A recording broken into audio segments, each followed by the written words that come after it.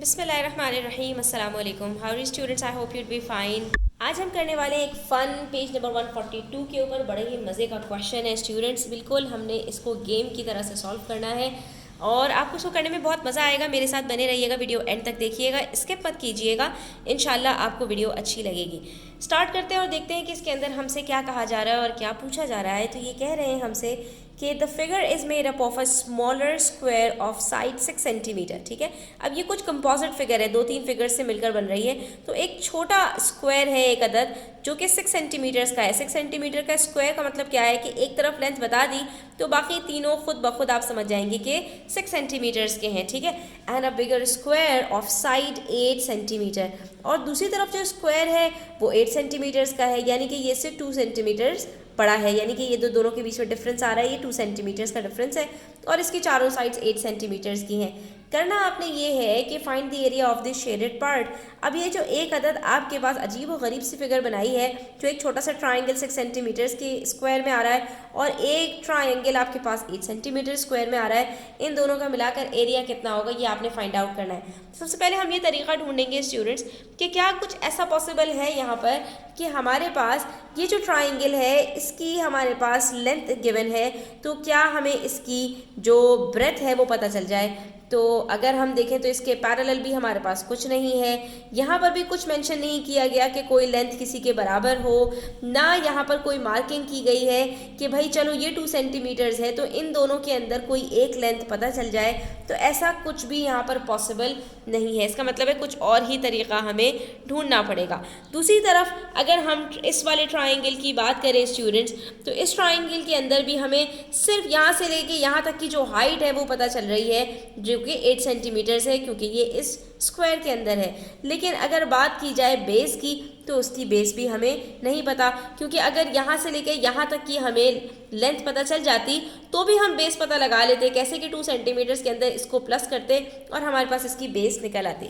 इसका मतलब है शेडेड पार्ट को हम अलग से सॉल्व नहीं कर सकते। तो दूसरा तरीका कौन सा बचता है? दूसरा तरीका ये बचता है कि क्या हम अनशेडेड पार्ट को सॉल्व कर सकते हैं। तो चलिए देख लेते हैं कि अनशेडेड पार्ट को हम सॉल्व कर सकते हैं। तो ये 6 सेंटीमीटर के अंदर अनशेडेड पार्ट हमारे पास कोई एक अजीब सा ट्रेपेजियम बन रहा है, क्योंकि ये दो साइड्स हमारे पास पैरेलल हैं और ये दोनों नॉन पैरेलल साइड्स हैं। तो इस ट्रेपेजियम के अंदर भी हमारे पास सिर्फ एक अदद ये हमें लेंथ पता है और ये लेंथ पता है, लेकिन ना ये वाली लेंथ पता है ना ये पता है, तो हम इसके अंदर कुछ भी नहीं कर सकते। लेकिन अगर बात की जाए इस वाले बड़े ट्रायंगल के अंदर स्टूडेंट्स, तो ये हमारे पास ये जो डायगोनल लाइन बनी है ना, इसने हमारे लिए बड़ी आसानी कर दी कि इस स्क्वायर के अंदर जब हम किसी एक एज से ऑपोजिट साइड में डायगोनल लाइन बनाते हैं तो दो इक्वल ट्रायंगल्स बन जाते हैं। तो इसका मतलब है कि ये वाला जो हमारे पास ट्रायंगल है इसकी दोनों हमारे पास बेस और हाइट सेम होंगी और इसका एरिया हम आराम से कैलकुलेट कर लेंगे। तो चलो एक मुश्किल तो हल हुई हमारी कि इस ट्रायंगल, इस स्क्वायर के अंदर ये जो ट्रायंगल है इसका एरिया हमारे पास आ जाएगा।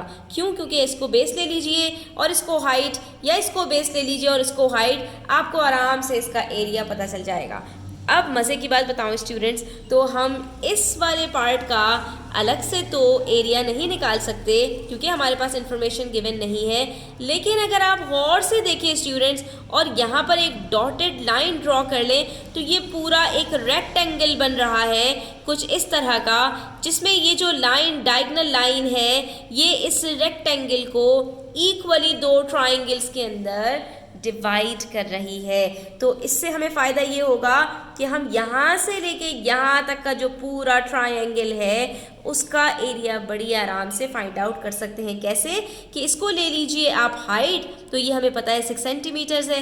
क्यों? क्योंकि स्क्वायर की हाइट यही है, ठीक है। और उसके बाद यहाँ से लेकर यहाँ तक की बेस भी हमें पता है। कैसे? क्योंकि इसके पैरेलल में ये भी 6 सेंटीमीटर्स है और इसके पैरेलल में ये भी 8 सेंटीमीटर्स है।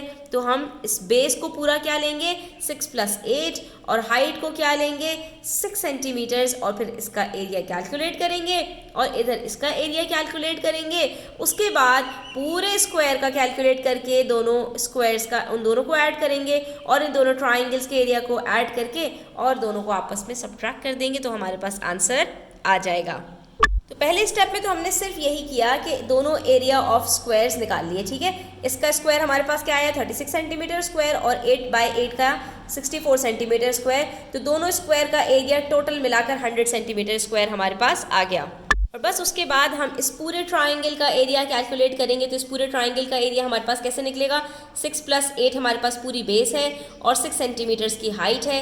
तो हमने जब इसको कैलकुलेट किया तो हमारे पास 42 सेंटीमीटर स्क्वायर इस पूरे ट्राइंगल का एरिया कैलकुलेट हो गया। फिर ये वाले ट्राइंगल की बारी आई। इस वाले ट्राइंगल का एरिया भी हमने बड़ी आराम से कैलकुलेट कर लिया, 8 × 8 / 2, तो हमारे पास 32 सेंटीमीटर स्क्वायर आ गया। अब हम इन दोनों को प्लस करेंगे तो वो 74 सेंटीमीटर स्क्वायर आएगा।